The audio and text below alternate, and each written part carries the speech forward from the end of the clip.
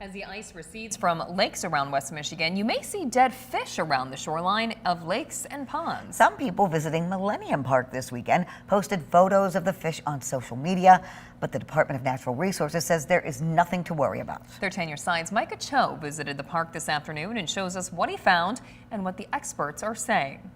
Yeah, this is something that kind of happens every winter, but the reason why we haven't seen it in the past couple years here in West Michigan is because we haven't really had a few good winters in order for this to happen. And that's according to a wildlife biologist with the Michigan Department of Natural Resources. And this is what we're looking at. What we're talking about right here is these dead carp, dead bass, and dead panfish, all kind of lined up on this beaver dam over by this pond on the backside of Millennium Park here near the Wyoming area. And that biologist told me that they're kind of expecting to see this continue to happen here, at least in the West Michigan area, as winter kind of winds down and spring kicks up into summer. It's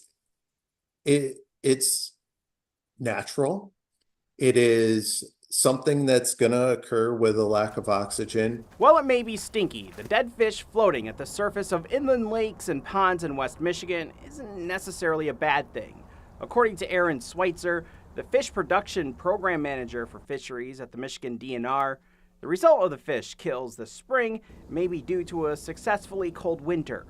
That dissolved oxygen gets to a point where fish begin to pass. They can no longer survive, and sometimes it's only certain species. According to Schweitzer, when ice forms on top of lakes and ponds, it's hard for oxygen to circulate back into the ecosystem during winter.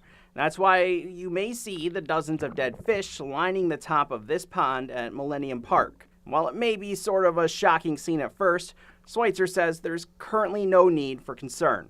The impacts to the ecosystem, or say fishing for that matter, if that's what somebody is really interested in, it's going to be minimal most of the time. And if you see any of these massive fish kills, they were around Michigan, you're asked to contact the DNR through their Eyes in the Field reporting system, and it really allows them to figure out if this is just a natural kill or maybe this is some kind of a virus that's going on through Michigan ecosystems. So for now, in Wyoming, I'm Micah Cho for 13 on your side.